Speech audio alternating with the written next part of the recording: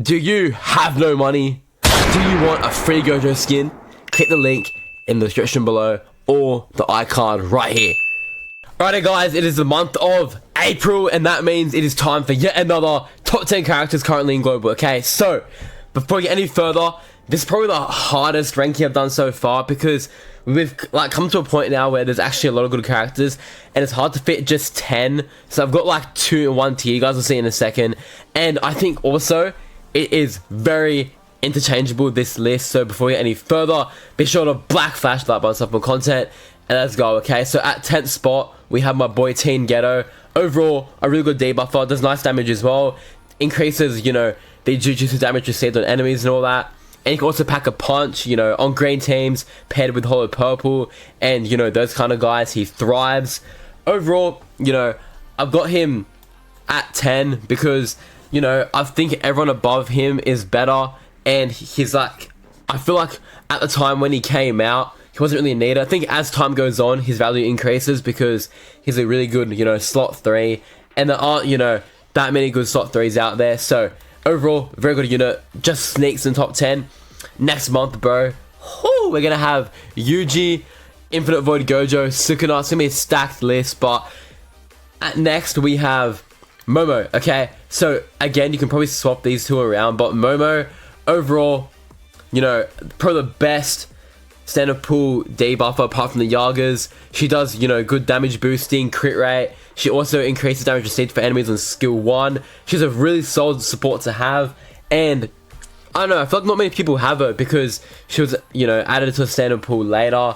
And bro, I'm still trying to go for her. I really want her, but obviously don't have her yet. But she's really solid, especially for blue. I think blue is one of the weaker types right now. So if you don't have Geto or Gojo, you really don't have a good.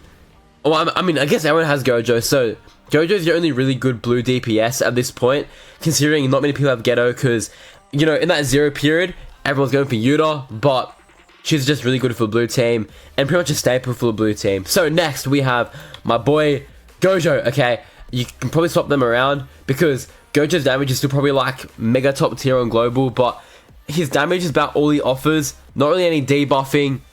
His self buffing is good, but like, we're entering a period where like you last longer than 7 turns and Holo purple just does more damage, so he's probably better in some case, pretty much a lot of the cases where blue isn't effective.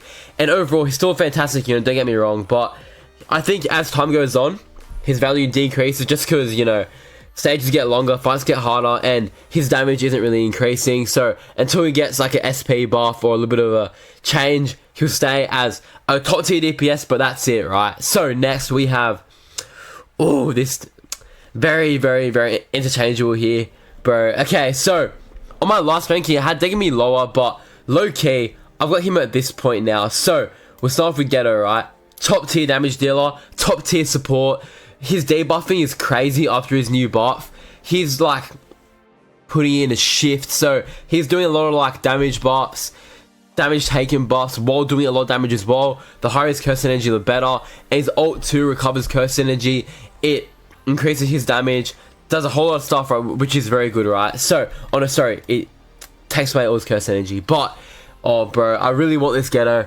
His value is really good on blue. Again, you compare him with, you know, Gojo or Sukuna or guys like that, and he's just really good, right? So, I know that this list puts him like top tier support, and the damage is like down here, which is pretty spot on. He's like in the top bracket of all these guys, right? So that's why I've got him a bit above Gojo. Like, he's really good for damage, but there's obviously better options out there, not like Yuta and guys like that, right? So he's gonna be there for now. His debuffing's still really good, you know. On his skill 2, skill 3, does like increases Jujutsu damage received, just stuff like that. It's pretty standard, but I've got him above Geto because he's doing more damage and his ult is a bit better in my opinion. So as for the 6th spot, we have both Megumis because I can't pick, right? I actually can't pick. So Megumi, obviously, he has a fantastic domain.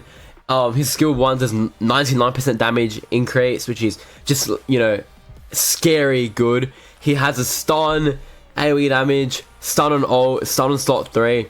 Overall, fantastic, right? But this Megumi as well, do not sleep on him, bro. for green teams especially. Like, obviously for like general teams, he's the pick. But on green, this Megumi puts in a shift, man.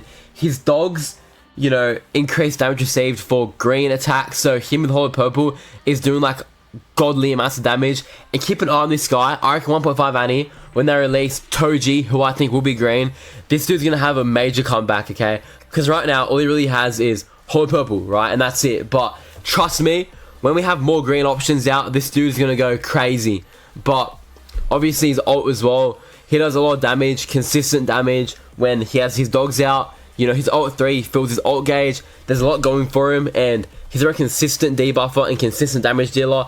I reckon he's on the same levels as Megumi, because like they're very interchangeable. Depends on the scenario, right? But generally, if you're using green, this guy, no green, this guy. But it depends on what you have, right? Because a lot more people would have Megumi over this one, but that's more like general, right? But that's my 6th spot. And now number 5, we have both Yagas yet again. Oh man, where do I start? My GOAT LeBron. Okay, so SR Yaga, you guys all know what he does. The just general great support, the debuffing, fantastic. SSR Yaga is just this dude on crack because he has the support built into his passive, so he can debuff every turn. You know, not many of you guys have him because he came out in a weird period where no one had cubes, but I want this guy so bad when he comes back around, whether that be on some rerun banner or back in the standard pool. This dude will be mine eventually. He's so good. And yeah, like Yaga, he's a staple in pretty much every team as a slot 1 support.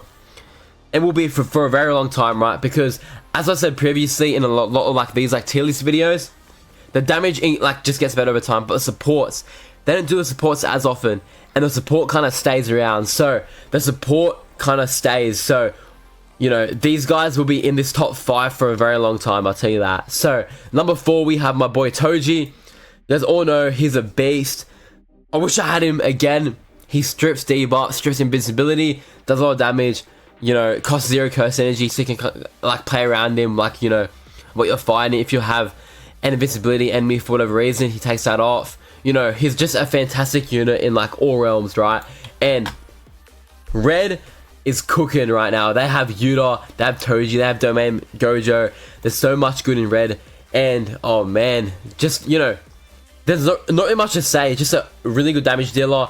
He takes away debuffs, takes away buffs. He's really good, bro. So number 3, I've got my boy Holo Purple Gojo, my glorious king. We all saw it coming.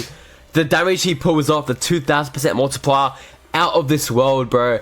And I reckon he'd be best unit if he didn't leave after his ult, straight out, because his damage is insane. His skill 2 giving him the damage buff, insane. His skill 1, you know, decreasing, you know, his skill 3 doing break damage. It just, oh bro, his kit is so perfectly thought out. If you just use it correctly, he's the GOAT, right? So number 2, we have Yuta, my boy. Especially after his buff he got on global this month, he just got even better. You know, he just does more damage now. His skill 2 does a actual good debuff now. And overall, bro, Yuta is just a crazy versatile unit. He has heal, obviously. He does really good nuke damage on ult. He's, oh man, Yuta, my boy. He'll be up here for a while as well. So number 1, you guys all saw it coming, my boy young hidden inventory Gojo. Obviously the Gojo that puts up Gojo numbers but doesn't leave, right? So he has the buff on skill 2, attack provocation on skill 1. He has, you know, just a high damage skill 3, and his ult, you know, doing the 2 bursts of damage is really good. And his invincibility isn't permanent, but you get it most turns anyway. And the damage he can pull off, bro, crazy, right? So this is, you know, the list for April. Feel free to disagree with me in the comments. I'm, you know, taking all sorts of criticism. I reckon I got it spot on. Like, I think this point here, 6 to 9, I reckon is so interchangeable. Like, even like you can put him above Toji, honestly, but I reckon this is good. These you can swap around, but as a general list, I reckon this is the best special units in the game currently. So if you guys enjoyed, be sure to black flash like myself for content, and I'll see you guys later. Peace.